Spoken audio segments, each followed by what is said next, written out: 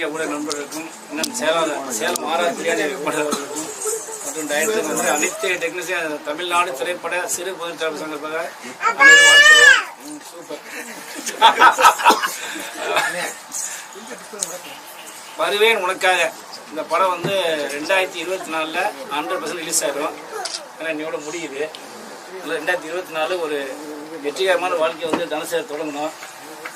ஆமாம், இன்னொன்று என்னன்னு கேட்டிங்கன்னா, இந்த படத்தை வந்து ரொம்ப கஷ்டப்பட்டு தனசேகர அவங்க பொண்ணு 2 பேரும் சேர்ந்து தான் இந்த படத்தை வந்து எப்படி சொல்கிறது, உழைப்பை விட அதிகமாக கஷ்டப்பட்டு ரொம்ப இது பண்ணி இந்த படத்தை எடுத்துருக்காப்புல. அந்த படம் வந்து 100% தேட்டர் கொண்டு வரும் சொன்னாப்புல ஒரு நேரத்தில். உங்களுக்கு மீடியா நீங்கள் எல்லாம் கொஞ்சம் சப்போர்ட் பண்ணி வந்திருக்க அனைவருமே சேர்ந்து அவர் சப்போர்ட் பண்ணி இந்த படத்தை வந்து வெற்றிகரமாக கொண்டு வரணும். ஏன்னா நாங்கள் எல்லா வழியிலுமே தனுஷேகர் எல்லாம் பண்ணிட்டோம். இனிமேல் ரிலீஸ் பண்ணுறது என்ன வேலையோ அதையும் நாங்கள் பண்ணுவோம். ஏன்னா இப்போ தேட்டர் கிடைக்க ரொம்ப பிரச்சனை இருக்குது. அதையும் மீறி தேட்டருக்கெல்லாம் கெஞ்சி எப்படியோ படத்தை ரிலீஸ் பண்ணுறோம். அந்த ரிலீஸ் பண்ணும்போது கூட அந்த தேட்டருக்கு அதிகமாக வரமாட்டேங்கிறாங்க. அதுக்குள்ளே வர வேலையெல்லாம் பண்ணிட்டு தான் இருக்கிறோம். அதையும் மீறி வருவே உனக்கு படம் வந்து மிகப்பெரிய வெற்றி அடையணும். நன்றி, வணக்கம். அண்ணன் சேலம் ஆறாவது இதற்கு அனைத்து கலைஞர்களுக்கும் வணக்கம். ஊடகத்துறைக்கு என் முதல் வணக்கம். இந்த படத்தில் நானும் ஒரு சிறு கேரக்டரில் அண்ணனுக்காக பண்ணி கொடுத்தேன், நட்புக்காக. ஆகையினால் அவர் மிக மிக மிக சிரமப்பட்டு கஷ்டப்பட்டு எடுத்திருக்கிறாரு. சிறு படங்கள் இருக்கிற சிரமங்கள் எவ்வளோன்றது தெரியும். இன்னைக்கு இருக்கிற துறையில் இந்த மாதிரி சிறு படங்களுக்கு ஒரு பெரிய வாய்ப்பை அரசு ஏற்படுத்தி தரணும். அண்ணன் சொன்னது போல இவங்கெல்லாம் துணை நின்று அவருடைய இந்த படம் ரிலீஸுக்கு சப்போர்ட்டாக இருந்து அதெல்லாம் பண்ணி கொடுக்கணும். அண்ணன் சொன்ன அந்த வாக்குறுதியை அவர் நிறைவேற்றி கொடுப்பாருன்னு நினைக்கிறேன். அவர் அந்த கஷ்டத்தை உணர்ந்த வாசி தான் இந்த அளவுக்கு அவரை பற்றி பேசியிருக்கிறாரு. இதில் என் அன்பன் பிச்சாண்டி துணையாக ஹீரோவாக துணை கேரக்டர் பண்ணியிருக்காங்க, அடுத்த ஹீரோவாக. அதனால் டைரக்டருக்கு எடிஷனுக்கு இசை ரொம்ப நல்லா இருந்தது, ஒளிப்பதிவு ரொம்ப சிறப்பு, அண்ணனுடைய நடிப்பு தனசேகரோட நடிப்பும் சிறப்பு. இந்த சிறு படமாக இருந்தாலும் இதை பெரிய வெற்றியாக அமையறதுக்கு இந்த 2004 எங்கள் சேலமரா தொழிலாளர் மனதார நான் வாழ்த்துகின்றேன். மாபெரும் வெற்றி அடைந்து அவர் அடுத்த படத்தை இன்னும் சிறப்பாக எடுக்க வேண்டும். இது பல கஷ்டங்களை கடந்து வந்த படம். அவர் கஷ்டம் வீண் போகாது என்கின்ற இந்த புத்தாண்டில் ஆண்டவன் மீது ஆணையாக இந்த படம் மிகப்பெரிய வெற்றி அடையும் என்று மனதார நான் வாழ்த்துகின்றேன். குழந்தைய அழைச்சிக்கிட்டு என்னோட ஆஃபீஸுக்கு 3 மாடி என்னோட மாடி திருப்பதி போகிறது வந்து தான் என்னோட ஆஃபீஸுக்கு வந்துதான் உண்மைதான். எதாவது சிரிக்கிற உண்மைதானே. திருப்பதி போகிறது என் பில்டிங் வந்தால் வேலை முடிஞ்சு இப்படியே படம் ரிலீஸ் ஆகிடும். அதுக்கு ஓடு ஆண்டவன் வரல அந்தமாரி வரும். குழந்தைட்டு என்னம்மா நம்ம இதுமாரி இவ்வளோ கஷ்டப்பட்டு எடுத்துருக்கேன். ஒரு வாக்கு நான் பேசுகிறேன். இந்த பொண்ணு கஷ்டப்பட்டு தான் அந்த படம் கண்டிப்பாக ரிலீஸ் ஆகணும், ஓடணும். நன்றி. இந்த ஷார்ட் டைமில் ரொம்ப நன்றி. ப்ரெஸ் பீப்புளுக்கும் ரொம்ப நன்றி.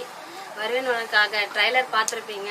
எங்கள் டீமோட ஃபுல் எஃபெக்டும் பார்த்தீங்கன்னா 100% போட்டிருப்பாங்க.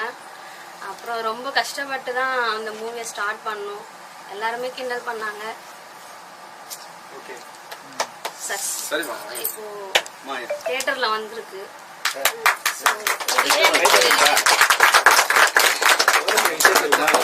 இதுவே எனக்கு சக்ஸஸ் தான். ஸோ வந்து எல்லாருமே சப்போர்ட் பண்ணுங்க.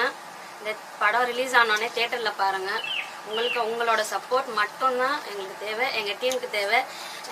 டீம் வருவேன் உனக்காக டீமில் ஒர்க் பண்ண எல்லாருக்குமே ரொம்ப ரொம்ப ரொம்ப ரொம்ப தேங்க்ஸ். ஏன்னா நான் குழந்தையும் வச்சுட்டு அந்த டைமில் அவங்க என் குழந்தைய பார்த்துப்பாங்க. அவங்க ஷூட் முடிச்சுட்டு அவங்களோட சீன் முடிஞ்சிச்சுன்னா நீ குடுமா நான் வச்சுக்கிறேன், நீ போய் ஒர்க் பாரு அப்படின்ட்டு ஒருத்தரும் சரி, ஹீரோலேருந்து பாபான்னா இவங்க எல்லாருமே சரி, எல்லாருமே சப்போர்ட் பண்ணாங்க. அதுக்கான சக்ஸஸ் தான் சின்ன பர்சன்ட் இது. ஸோ நீங்கள் எல்லாருமே வந்து தியேட்டர்ஸில் வந்து பாருங்கள். உங்களுக்கான சப்போர்ட் எனக்கு தேவை. என்ன ஜானர் படம் இது? ஆக்சுவலாக த்ரில்லர் பேஸ் தான், கமர்ஷியல் மூவி. எல்லாருமே பார்க்கலாம், சின்ன பசங்கள்லேருந்து பெரியவங்க வரைக்கும் பார்க்கலாம். ஒரு வல்கரான சீன் எதுவுமே இருக்காது, இந்த கண்ணை மூடுற மாதிரியோ அதெல்லாம் எதுவுமே இருக்காது. சின்ன பசங்கள்லேருந்து பெரியவங்க வரைக்கும் எல்லாருமே பார்க்கலாம். எந்தெந்த பகுதிகளில் படப்பிடிப்பு நடத்துறீங்க சார்? சென்னை, அப்புறமேட்டு குன்னூர், இந்த 2 லொகேஷன்ஸ். இதுதான் உங்களுக்கு ஃபர்ஸ்ட் படமா நீங்க? ஆமா. இந்த படத்துல நீங்க வந்து எந்தெந்த போராட்டங்களை சந்திச்சிருக்கீங்க, இல்ல சக்சஸ்ஃபுல்லா போறதுக்கு ஏதாவது ஒரு மோட்டிவேஷன் வந்து மணி தான் சார். மணி தான் ரொம்ப ஸ்ட்ரகிள் பண்ணோம். கடவுள் புண்ணியத்துல வந்து எப்படியோ வந்து எங்களுக்கு நாங்கள் மேனேஜ் பண்ணி இந்த படத்தை எடுத்து முடிச்சிட்டோம். லொக்கேஷனும் சரி எல்லாருமே வந்து லொக்கேஷன்லயும் இப்போ நம்ம ஒரு ஊர் தாண்டி போறோம், அங்க யாருன்னே தெரியாது. ஸோ எனக்காக எங்க டீம் பார்த்துட்டு ரொம்ப எல்லாருமே ஹெல்ப் பண்ணாங்க. ஆக்சுவலா பாத்தீங்கன்னா அவுட்புட் கூட கேமராமேன் வச்சு தரல, அதுவும் ரொம்ப பஞ்சாயத்து நான் ஸ்ட்ரகிள் பண்ணி ஆயிடுச்சு. ஒரே போன்ல பண்ணி வர வச்சு அப்புறம் 2 பேரும் தனசேகர பண்ணி கூட்டு வச்சு சார் நீ ரொம்ப வெளியாகுது அந்த ஹார்ட் டிஸ்க் படம் வெளியாகுதுன்னா அந்த பிரச்சனை முடிச்சு நீ வந்து அந்த பொண்ணு பாப்பா வாழ்ந்துக்காருன்னா இவ்வளவு கஷ்டப்பட்டு திரைக்கு வந்துன்னா அது பெரிய சாதனை. சார் தான் ரொம்ப சப்போர்ட் பண்ணாரு. ஹார்ட் டிஸ்க் வாங்குறதுக்குள்ள நாங்க ரொம்ப இதுவாயிட்டோம். ஷூட்டிங் ஸ்பாட்ல குன்னூர்ல கூட சரி, நாங்க எடுத்த லொகேஷன் எல்லாமே வந்து ரொம்ப ஒரு போக முடியாத ஒரு பிளேஸ் தான். காலில் ஹீரோயினுக்கும் சரி எனக்கும் சரி காலில் அட்டைப்பூச்சி எல்லாம் கிடச்சி என் கால் பார்த்தீங்கன்னா ஃபுல்லாக ஒரு 30 கிட்டக்கு அட்டைப்பூச்சி ஓட்டிகிட்டு இருந்தது. ஸோ அந்த ஸ்ட்ரகிள்ஸ் எல்லாம் தாண்டி தான் இந்த படத்தை எடுத்துகிட்டு வந்திருக்கோம். ஸோ இதில் வந்து எனக்கு அந்த பெயின் வந்து தெரியல. கம்யூனிட்டி ஃபேஸ் பண்ணி வந்த மாதிரி இருக்கு. இல்ல சார், கம்யூனிட்டி ஃபேஸ் பண்ண மாதிரி இல்ல. என் படத்துக்கு என்ன தேவையோ அது வச்சிருக்கேன். நீங்க படம் பாருங்க, படம் பாத்தீங்கன்னா தெரியும். டைலாக்ஸ் இருக்கு சார், அது நிறைய படத்துல பாத்தீங்கன்னா செட்டியார் ஐயான்றாங்க, நிறைய இப்போ கமல்ஹாசன் சார் படத்திலே பாத்தீங்கன்னா செட்டி இதெல்லாம் சொல்றாங்க. சோ அது ஒண்ணும் இல்ல, என் படத்துக்கு என்ன தேவையோ நான் அதை வச்சிருக்கேன். நான் தப்பா யாரையும் எதுவும் தப்பா சொல்லல. நீங்க படம் பாருங்க. ஊர் பஞ்சாயத்துங்கிற மாதிரி ஒரு டைலாக்ஸ் இருக்கு சார், ஆனா ஜாதி சம்பந்தப்பட்டதுலாம் இல்ல. இந்த சினிமாவில் வந்து பெண் இயக்குநர்கள் வந்து ரொம்ப குறைவானதான் இருக்காங்க. நீங்க ஒரு எந்த நம்பிக்கையில வந்து இந்த ஃபீல்ட வந்து நான் அப்பா இருக்க நம்பிக்கையில வந்து படத்துல யார் ஆர்டிஸ்ட், எவ்வளவு சாங்ஸ் இருக்கு சார்? மொத்தம் 3 songs. 1 love songs, 1 item songs, இன்னொன்னு அம்மன் சாங்ஸ். 3 சாங்ஸ் இருக்கு. டைரக்டர் ஆகணும்ன்றது சின்ன வயசுல இருந்து உங்களுக்கு கனவா இல்ல அது புதுசா ஏதாச்சும் தோணி டைரக்டர் ஆகணும்? அப்படி இல்லை சார், எனக்கு சினி ஃபீல்ட்ல வரணும்னு ஆசை. பட் ஆனா வந்து நான் போன இடத்துல எனக்கு அந்த அளவுக்கு எதுவும் இது கிடையாது. ஒருத்தர்கிட்ட போய் சான்ஸ் கொடுக்கும், டைரக்ஷன் இந்த மாதிரி ஸ்டோரி இருக்கு சார் நீங்க பண்ணுங்க அப்படின்னும். அவர் என்ன சொன்னாருன்னா வந்து, நீ எந்த தைரியத்துல நீ உள்ள வர, நீ லேடிஸ், நீ வந்து என்ன நீ சாதிக்க போற, உனக்கு கல்யாணம் ஆயிடுச்சு, குழந்தை இருக்கு, நீ போய் அது பாருமா, நீ எல்லாம் ஃபீல்டுலலாம் வர வேணாம் அப்படின்ட்டு. எனக்கு அது ஒரு மாதிரி உறுத்திட்டே இருந்தது.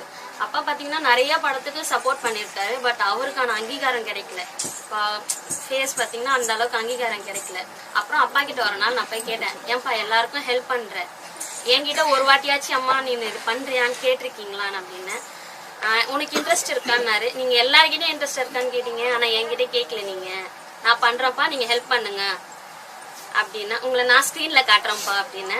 அப்புறம் அப்பா ஹெல்ப் பண்ணாரு. இப்போ படம் ஃபுல்லா வந்துருக்குன்னா அப்பா மட்டும்தான், அப்பாவால மட்டும்தான். இந்த அளவுக்கு நான் முடிச்சிருக்கேன்னா அது அப்பாவால மட்டும்தான். நான் இந்த கேள்வி கேட்டேன், நிராகரித்த தயாரிப்பாளர் இதை பார்க்கும்போது என்ன நினைப்பாருன்னு நினைக்கிறேன்? நான் எதுவும் சொல்லணும், இந்த படம் பார்த்தா அவருக்கே புரிஞ்சிடும்னு நினைக்கிறேன். சார் தமிழ் செல்வன் சார், நீங்க அடுத்தது என்ன படம் சார் கமிட் ஆயிருக்கீங்க? அடுத்ததா நீங்க ஒரு படம் பண்ணிட்டு இருந்தீங்க. ஆமா, என் சொந்த படம் தான், கடவுள் 2. என்ன நிலையில சார் இருக்கு? இப்போ எடிட்டிங்ல போயிட்டு இருக்கு. வேற ப்ராஜெக்ட் ஏதாச்சும் கமிட் ஆயிருக்கலாம்? இந்த படம் பண்ணிட்டு பண்ண போறேன், நிச்சயமா பண்ணுவேன் அடுத்த படம். சார் ஹீரோவா பண்ற மாதிரி ஏற்கனவே நடிச்ச படம். ஹீரோவா பண்ற மாதிரி ஏதாவது ஐடியா என்ன இருக்கா? ஹீரோவுக்கு வந்து சோதனையா?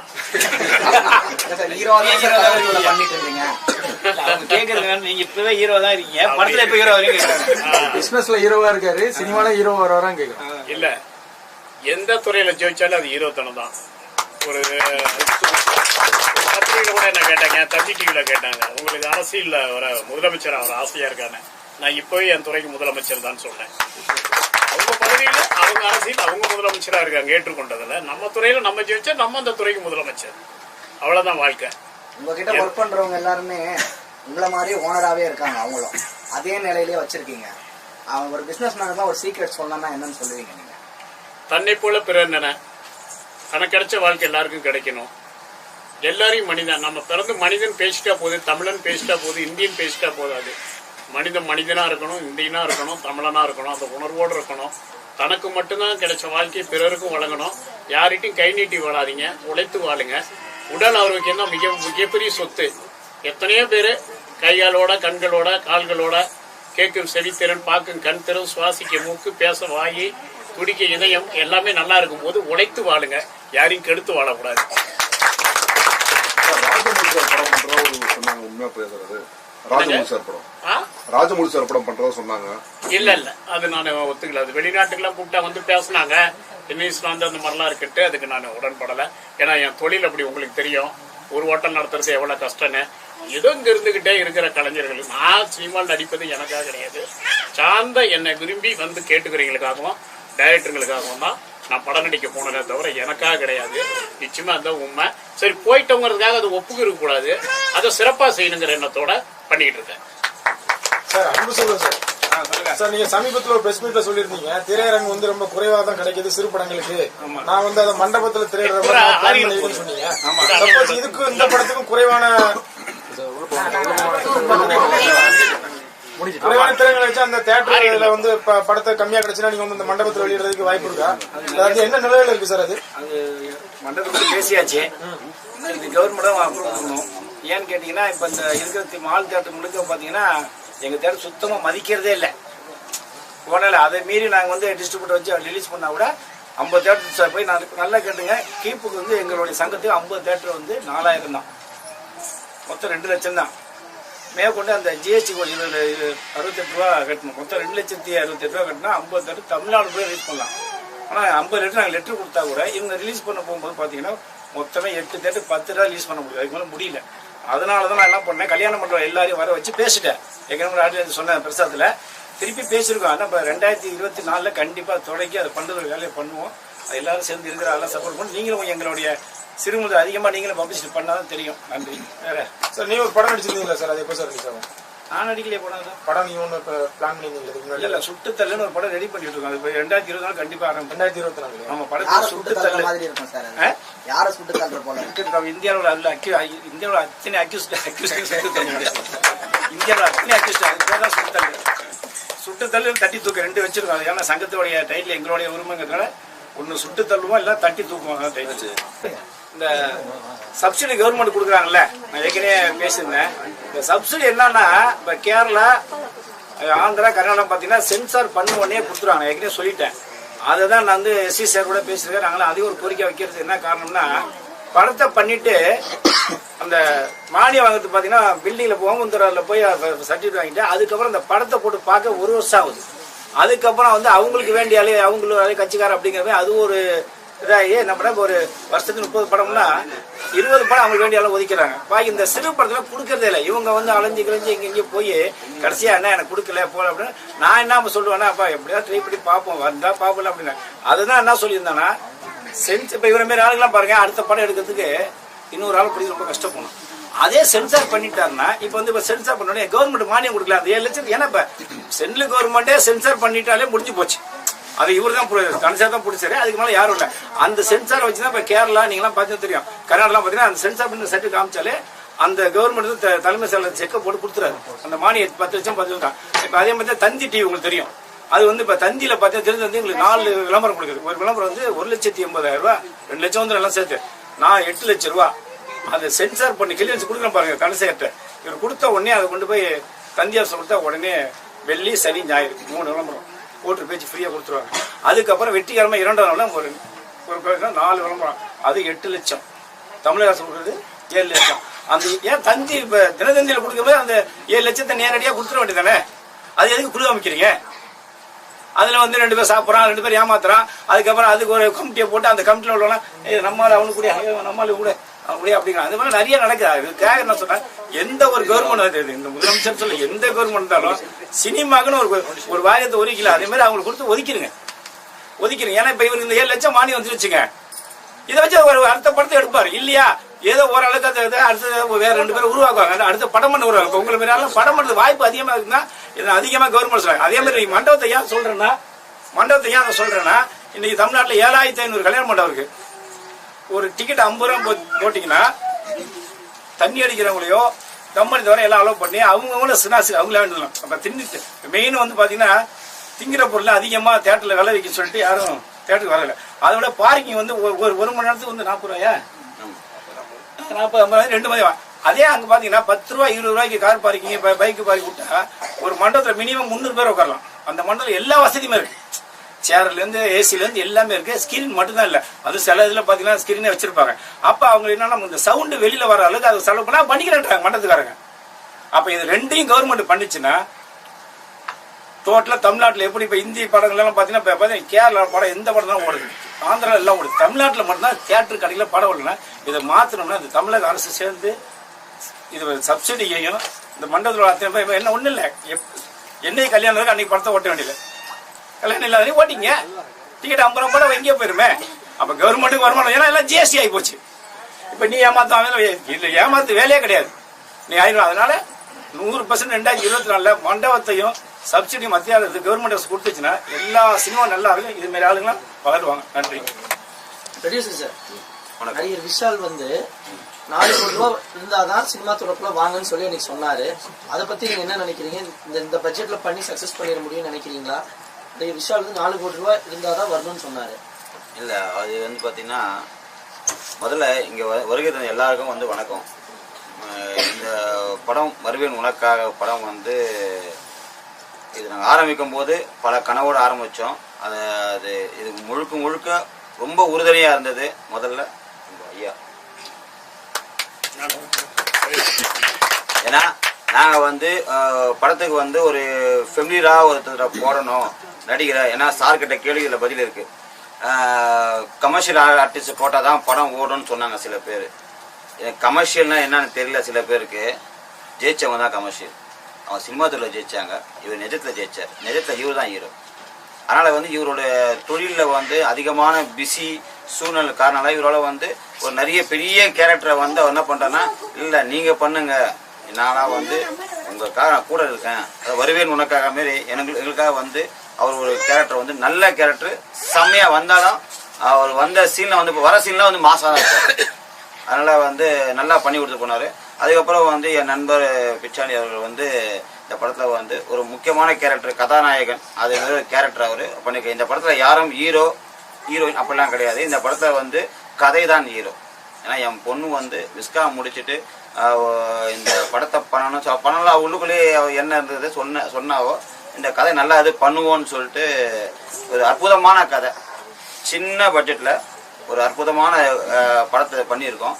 விஷால் சார் சொல்கிறாங்க அவங்க. ஏன்னா அவங்களுக்கு வந்து பயம். ஏன்னா எங்களை போல ஆளுங்கள்லாம் சின்ன உளி தான் வந்து மலையை பேக்கும்னு தெரியும் உங்களுக்கு. அதனால தான் அவர் சின்ன பட்ஜெட் படத்தை பார்த்து பயப்படுறாரு, வேறு ஒன்றும் இல்லை. ஆனால் சின்ன பட்ஜெட்டில் எடுத்த படங்கள் நிறைய படங்கள் நல்லா போயிருக்கு. உதாரணத்துக்கு அவர் நடித்த படம் செல்லமே கூட சின்ன பட்ஜெட் படம் தான். அப்புறம் 4 நாளைக்கு முன்னே, ஒரு வாரத்துக்கு முன்னே உலகநாயகன் கமலஹாசன் சொல்லியிருக்காரு, எங்களை ஒரு தூக்கி பேசுறாரு. நீ பார்த்துருப்பீங்க. எங்களுக்கு என்ன பிக் பாஸ்ல பேசிருக்காரு. என்ன சொல்லியிருக்காருன்னா, சிறு படம் தான் இன்னைக்கு பெரிய லெவலில் வந்துட்டு இருக்குனாராம். பார்க்கல, எனக்கு சொன்னாங்க, ஆனால் நான் இன்ன வரைக்கும் அது பார்க்கல. அதுக்கப்புறம் என்னன்னா, நானே சின்ன படம் தான் வந்தேன் அப்படின்னு நிறைய கமலஹாசன் சொல்லியிருக்காரு. அதுக்கப்புறம் ஒரு 300 கோடி 4,000 படம் எடுக்காதுன்னு சொல்லியிருக்காரு. உண்மையாது சொல்லியிருக்காரு. அப்ப அப்பேற்பட்ட உலக நாயகனே வந்து சிறு படம் தான் நீ காப்பாத்திருக்கு, அதுதான் வாழ வைக்கிறேன் இருக்கிறவங்க. உண்மையிலேயே இப்ப அவர் சொன்னதுக்கு இருக்கு அத்தனை சினிமாவில் உள்ள பெரிய பெரிய புடிச்செல்லாம் யோசிக்கணும். இப்ப விஷால் சொல்லி பாருங்க, விஷால் வந்து பேசுறதுக்காக பேசுறது அவ்வளவுதான். ரெண்டாவது இந்த படம் வந்து ஒரு அற்புதமான ஒரு படம். நான் வந்து சொல்ல தவிர எங்கள் ட்ரைலரில் நீங்கள் பார்த்துருப்பீங்க. நீங்கள் இது ஒரு 2 நிமிடம் ஒரு முன்னோட்டம் தான். அது இந்த முன்னோட்டத்திலே வந்து சில விஷயங்கள் புரிஞ்சிருக்கும்.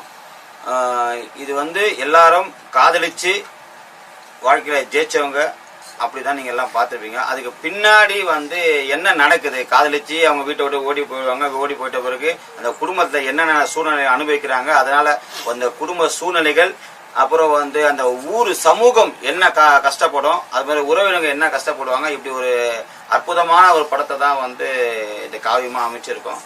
இது சிறு படம் பெரிய படமும் இல்லைங்க, எல்லாமே தேட்டரில், பெரிய தேட்டரில் எல்லா தேட்டரில் ஓட போகுது. இதில் வந்து நீங்கள் எதை வச்சு சிறு படம் பெரிய படம் சொல்கிறீங்க எனக்கு தெரியல.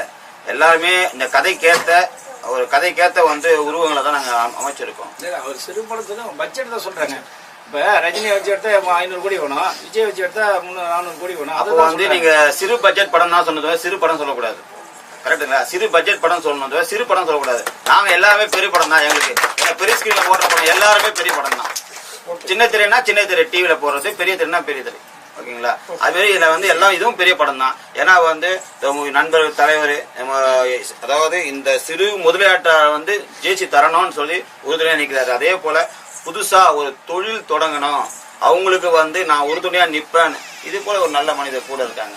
இது போல் இருக்கிற வரைக்கும் எங்களை போல ஆளுங்க வந்து என்றைக்குமே கீழே போக மாட்டாங்க. வேற என்ன கேட்குறீங்களா? மகள் உங்களை இயக்கியிருக்காங்க, உங்களுக்கு ஹீரோ எப்படி இருந்துச்சு? பண்றதுக்கு காரணம் ரொம்ப சந்தோஷமா இருக்கு. அதாவது என் தூரமா இருந்து என் பொண்ணு எப்பவுமே பெத்தவங்க வந்து ஒரு குழந்தைய வந்து தூக்கி பார்த்து வளர்க்கணும்னு ஆசைப்படுவாங்க. அதுவும் நான் பெத்த பொண்ணு வந்து ஒரு படத்தை இயக்கி உங்க முன்னாடி அவர் நிற்கும் போது நான் தூரமா வந்து ரசிக்கும் போது நான் சாதிச்சிட்டேன். அவள்தான் என் கடமையை ஒரு அப்பாவா ஒரு குழந்தைங்களுக்கு என்ன செய்யணுமோ அந்த கடமையை நான் செஞ்சுதான் நினைக்கிறேன். மகள் உங்களுக்கு சொன்ன கதையை ஸ்கிரீன்ல பார்க்கும்போது உங்களுக்கு எப்படி இருந்துச்சு? ரொம்ப இது நீங்க 2 வாட்டியே பார்த்துருப்பீங்க, நான் பல வாட்டி பார்த்தேன். ரொம்ப ஒவ்வொரு வாட்டி பார்க்கும்போது குறிப்பாகுது. இன்னொன்னு, நான் சினிமாவில் வந்து பல வருஷமா நான் போராடின்னு இருக்கேன். அது என் பொண்ணு மூலியமா வந்து திரையில வந்து என்னை பார்க்கறது ரொம்ப சந்தோஷமா இருக்கு. இந்த கதை உங்களுக்காக ரெடி பண்ணதா இந்த கதை டிமாண்ட் பண்ணி நீங்க அதில் நடிச்சீங்களா? இல்ல இந்த கதை வந்து பாத்தீங்கன்னா வேற ஒருத்துக்காக ரெடி பண்ணது. அதுல சந்தர்ப்ப சூழ்நிலை நான் உள்ள நுழைய வேண்டிய சூழ்நிலை ஆயிடுச்சு. இந்த மூவில மெயினான ஷேருக்கு நான் தான் பேரா பண்ணிருக்கேன், ஹீரோயினா பண்ணிருக்கேன். எல்லாரும் இந்த மூவி பாருங்க, சப்போர்ட் பண்ணுங்க. சார் ரொம்ப நாள் அச்சீவ்மெண்ட் நிறைவேற்றணும்னு சொல்லிட்டு இந்த மூவியை வந்து எடுத்திருக்காங்க. எல்லாரும் எல்லாரோட சப்போர்ட்டும் இருக்கணும். என்னை பொறுத்த வரைக்கும் படத்தை பார்த்துட்டு எல்லா ரிவ்யூஸ் நல்லபடியா கொடுங்க. அவர் ரொம்ப இது வந்து தன்னுடைய ட்ரீம் ப்ராஜெக்டா எடுத்திருக்காங்க. எனக்கும் இதுல நடிச்சது ரொம்ப சந்தோஷமா இருக்கு. பிரஸ் மீட்டிங் லேட்டா வரீங்களா? ஷூட்டிங் கரெக்டா சரியான டைம் பண்ணீங்களா? நான் வந்து இப்போ ஒரு படத்துல 11 ஒரு படத்துல பண்ணிட்டு இருக்கேன். அந்த ஷூட் அதை முடிச்சுட்டு இங்க வரதுக்கு லேட் ஆயிடுச்சு. சாரி. அத கீழ வச்சீங்க மைக்க. சைலன்ட். மைக்க கீழ வைங்க, ஒண்ணு பிரச்சனை இல்ல. சைலன்ட் போடுங்க. நான் இங்க இருக்கேன், நான் அப்புறம் பேசுறேன். அந்த மைக்க கீழ வைங்க. கூப்பிடுறேங்க, இங்க நான் கலந்துட்டேன், கூப்பிடுறேன். சாரி. என்னால நான் வந்து எப்பவுமே வந்து இந்த மாதிரி இருக்கவ கிடையாது, முன்னேற்பாடா இருக்கிறவங்க தான். பட் இன்னைக்கு என்னால இன்னுமா லைட்டா இப்படி திருப்பி கீழ இருக்கு. போதும் ரெடியா? போலாம் சார். ஏன் லேட்டா வந்தீங்க? அது பரவாயில்ல சொல்லிட்டீங்க. ஆனா என்னோட ஷூட்டிங் ஸ்பாட்ல லேட் ஆயிடுச்சு. நான் அந்த மாதிரி ஆள் இல்ல, பிஃபோரா வந்துடுறவ. ஷூட்டிங் ஸ்பாட்ல அவங்களுக்கே தெரியும். என்னை கூப்பிட்டு போயிட்டு 2 நாளா. இதுல என்ன மாதிரி ரோல் பண்ணி அது சொல்லுங்க, என்ன கேரக்டர் நீங்க அது சொல்லுங்க. நான் வந்து சாருக்கு பேரா பண்ணிருக்கேன். சாரால ஒரு பாதிக்கப்பட்ட ஒய்ஃப். அவர் ஊர் வேலையை பார்க்க போயிடுவாங்க, நாங்க வீட்டுல வந்து அவருக்காக வெயிட் பண்ணிட்டு இருப்போம். பட் அவர் லாஸ்டா சொல்ற கிளைமேக்ஸ்ல வந்து அவர் உதவுறாங்க ஒரு லேடிக்கு அப்படின்ற மாதிரி ஸ்டோரி வரும். நீங்க கதை பார்த்து தெரிஞ்சுக்கோங்க. கதை எப்படி அவங்க அப்ரோச் பண்ணாங்க, நீங்க எப்படி ஒத்துக்கிட்டீங்க? என்கிட்டயா? இவங்க எத்தனை படம் பண்ணுது? நான் இப்போ வந்து சந்திரமுகி 2ல மனோபாலா வடிவேல் சார் கூட பண்ணிருக்கேன். மாவீரன் தீனா அவரோட கௌதமன் சாரோட படத்துல பண்ணிருக்கேன் மெயின் ரோலா. அப்புறம் சாரான்ற ஒரு படத்துல மெயின் ரோல் பண்ணிருக்கேன். இப்போ வரப்போற படங்கள்ல நான் பண்ணிருக்கேன், ஒரு 5-6 படம் பண்ணிருக்கேன். இவர் தான் என்ன மெயினா ஹீரோயினா போட்டிருக்காங்க. இயக்குனர் வந்து அனு அவங்க டைரக்டர் மேடமும் இதுக்கு அவங்களும் என்ன போட்டிருக்காங்க. அவங்க தான் உங்களை செலக்ட் பண்ணிருக்காங்க. என்ன செலக்ட் பண்ணாங்க. அவங்க தான் திடீர்னு கால் வந்தது. நான் எதுவும் எக்ஸ்பெக்ட் பண்ணல. எனக்கு வந்த ஒர்க்கை நான் எதுவா இருந்தாலும் கிளியரா முடிக்கணும்ன்ற ஒரு கான்செப்ட்ல தான் நான் அவங்க சொன்னதை வந்து நான் உடனே பண்றேன்னு சொன்னேன். அதுக்கப்புறம் போன பிறகு தான் தெரிஞ்சது எனக்கு ரொம்ப இம்பார்ட்டன்ஸ் ரோல் கொடுத்துருக்காங்க, ஹீரோயின். அதெல்லாமே நான் அப்புறமா தான் முடிவு பண்ணுது. யார பத்தி? டைரக்டர் ரொம்ப நல்லவங்க. அவங்க என்ன சொல்றது, என்னோட ஃபேமிலி மாதிரி தான் அவங்கள பாக்குறேன், வேற எதுவும் சொல்றது. அவங்கள எனக்கு ரொம்ப க்ளோஸ். அவங்க என் ஃபேமிலி, என்னோட ஃப்ரெண்டு அப்படின்ற மாதிரி. நாங்க ரொம்ப ஃப்ரெண்ட்ஸ். நிறைய மேல் டைரக்டர் ஒர்க் பண்ணிருக்கீங்க, ஃபீமேல் டைரக்டர் ஒர்க் பண்ணும்போது எப்படி இருந்துச்சு, என்ன டிஃபரெண்ட் இருந்துச்சு? ரொம்ப ஒர்க்ல ஆனஸ்டா இருப்பாங்க. அந்த ஒர்க்கை எப்படியாவது ப்ரமோஷன் பண்றதுலயே தான் அவங்க மைண்ட் செட் இருக்கும். அதுலதான் ரொம்ப ஹானஸ்டா இருப்பாங்க. ஒர்க் மேலதான் அவங்களோட ஃபோக்கஸ் ஃபுல்லா இருக்கும். அதாவது நம்மளுக்குன்னு எந்த ஒரு அட்ஜஸ்டபிளும் பண்ண மாட்டாங்க. ஒர்க் இது தேவைன்னா எனக்கு இதுதான் தேவை அப்படின்றது நான் பார்த்தேன் அந்த இடத்துல. அது நமக்கு பிடிக்கலனா கூட மூவிக்கு தேவைப்படுற ஒரு விஷயத்த அவங்க கிட்ட நான் பார்த்தேன். அந்த ஒர்க் எஃபிஷியன்ட் அவங்க கிட்ட நிறையவே இருக்கு. பொண்ணு எதிர்த்து அப்பா நடிக்கிறது ரொம்ப கஷ்டப்பட்டோம். அவரை நடிக்க வைக்கிறது. பொண்ணு பக்கத்துல வச்சுட்டு அப்பா வந்து ரொமான்ஸ் பண்றதுலாம் கொஞ்சம் கஷ்டப்பட்டாரு. பேரன் வேற குச்சி வச்சு அடிக்கிறதுக்கு ரெடியா இருந்துட்டே இருந்தான். அதெல்லாம் தாண்டி அவர் நடிச்சிருக்காரு. அடுத்த படத்துல நாங்க வந்து அவரை வந்து தெளிவா ஃப்ரீ ஆக்கிடுவோம். Okay madam. Sir Tamilselvan sir last over இருக்காது, கேப்டன் மறைவுக்கு வடிவேல் வரல, அதுக்கு என்ன சார் நினைக்கிறீங்க?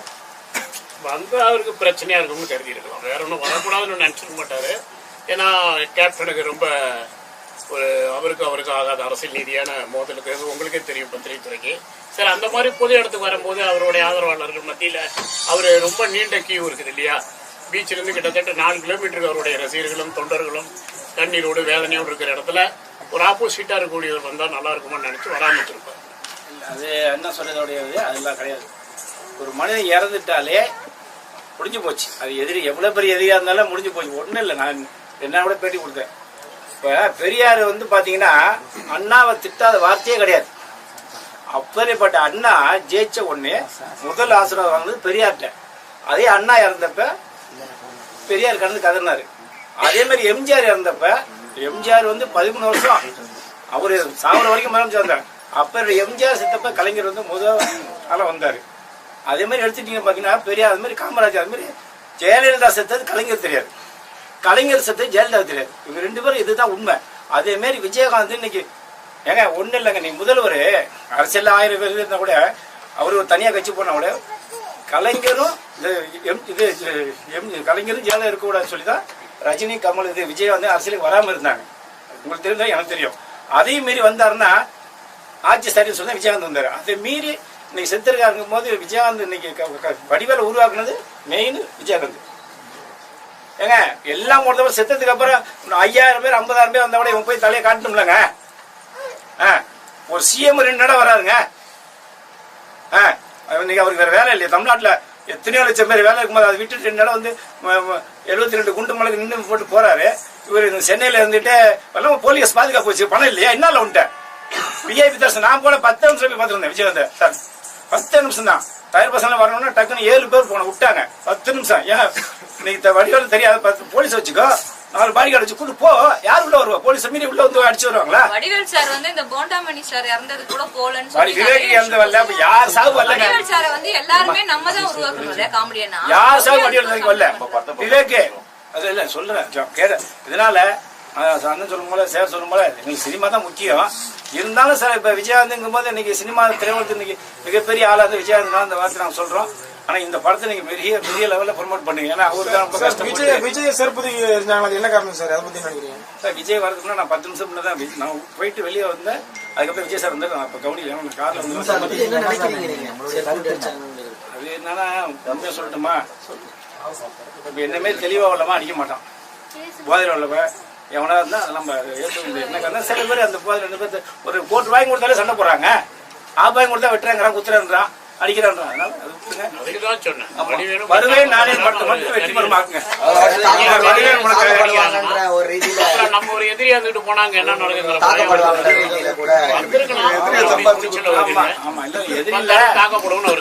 அண்ணன் சொன்னதே இதுதான்.